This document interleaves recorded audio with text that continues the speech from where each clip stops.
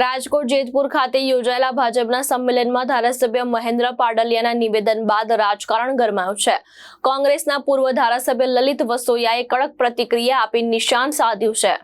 જેતપુરમાં યોજાયેલા ભાજપના સંમેલનમાં મહેન્દ્ર પાડલિયાએ નિવેદન આપ્યું કે સ્થાનિક સ્વરાજની ચૂંટણીમાં કોંગ્રેસને ઉમેદવારો ન મળતા ભાજપે જ તેમને ઉમેદવારો આપ્યા હતા। આ નિવેદન બાદ ધોરાજીના પૂર્વ કોંગ્રેસ ધારાસભ્ય લલિત વસોયાએ પ્રતિક્રિયા આપતા પાડલિયા પર આકરા આક્ષેપો કર્યા હતા। વસોયાએ પાડલિયાને માનસિક અસ્થિર ગણાવતા જણાવ્યું કે આવા નિવેદનો ભાજપ સાથે ગદ્દારી સમાન છે। વસોયાએ વધુમાં આક્ષેપ કર્યો કે ભાજપે કોંગ્રેસ નહીં પરંતુ આમ આદમી પાર્ટીને ઉમેદવારો આપ્યા હતા।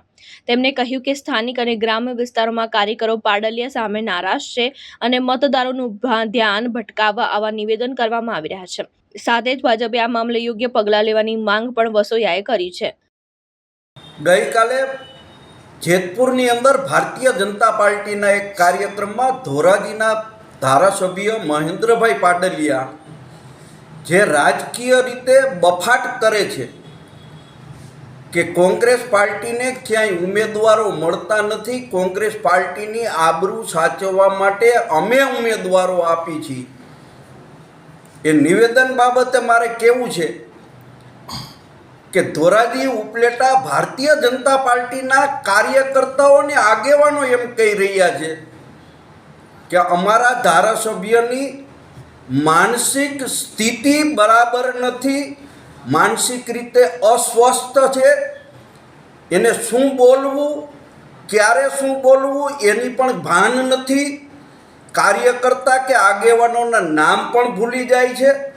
ત્યારે મહેન્દ્ર પાડલિયા કોંગ્રેસની ચિંતા કરી અને કોંગ્રેસને ઉમેદવારો આપવાની જ્યારે વાત કરી રહ્યા છે ત્યારે મારે કહેવું છે કે મહેન્દ્રભાઈ, તમે તમારા ભાણા ઉપરથી માખી ઉડાડો। ગત નગરપાલિકામાં તમને ધોરાજીમાં પૂરતા ઉમેદવારો નહોતા મળ્યા, આ વખતે પણ ધોરાજી અને ઉપલેટા તાલુકા પંચાયતની અંદર તમે અમુક જગ્યાએ ઉમેદવારો ન મળતા બહારથી ઉમેદવારો મૂક્યા છે। એ જ તમારી આ વિસ્તારની અંદર નબળાઈ બતાવી રહી છે। ત્યારે આપ બળાઈ કરીને કોંગ્રેસને કોસવાનું બંધ કરો અને તમે તમારું વિચારો। તમારી શું સ્થિતિ છે એ આવતા દિવસોની અંદર તાલુકા પંચાયત, જિલ્લા પંચાયતની ચૂંટણીમાં ધોરાજી ઉપલેટાની પ્રજા તમને જવાબ દેવાની છે। લલિતભાઈ, ખાસ કરીને મહેન્દ્રભાઈ એવું કહી રહ્યા છે કે કોંગ્રેસને અમે ઉમેદવારો આપ્યા, એની પાછળનું સત્ય શું હોઈ શકે? મહેન્દ્રભાઈ ને ક્યારે શું બોલવું એને જ્ઞાન કે ભાન નથી, એટલે આવા નિવેદનો કરે છે। અને મહેન્દ્રભાઈએ કોંગ્રેસની ચિંતા કે કોંગ્રેસની આબરૂ બચાવવા માટે આ કરવાની જરૂર નથી, કારણ કે પ્રજા એને આ વખતે સ્પષ્ટ જવાબ આપવાની છે।